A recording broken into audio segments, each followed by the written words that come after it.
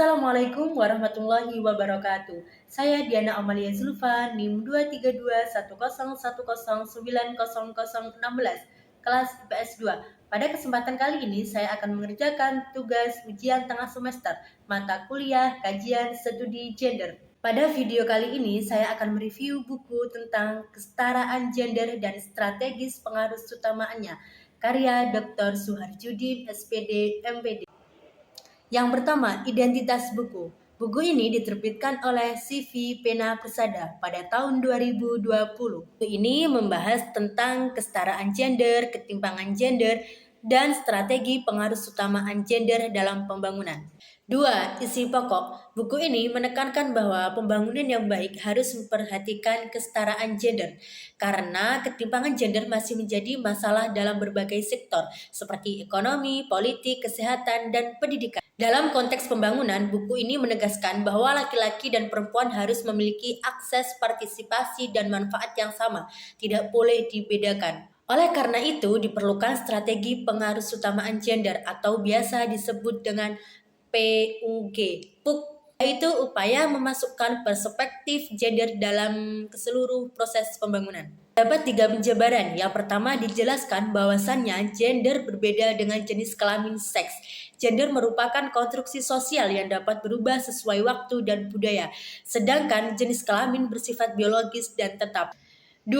Buku ini menguraikan bahwa ketidakadilan gender muncul dalam bentuk marginalisasi, subordinisasi, stereotip, kekerasan, dan beban ganda yang dialami oleh pihak perempuan. Ketiga, dalam konteks pembangunan, penulis menegaskan bahwa perempuan dan laki-laki harus menjadi subjek sekaligus objek pembangunan agar hasilnya merata dan adil.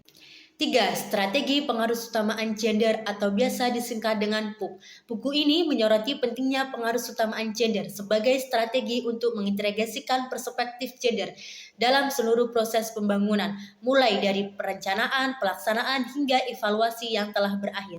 PUG sendiri memiliki tujuan. Yang pertama, laki-laki dan perempuan memiliki akses yang sama, yang artinya tidak berat sebelah.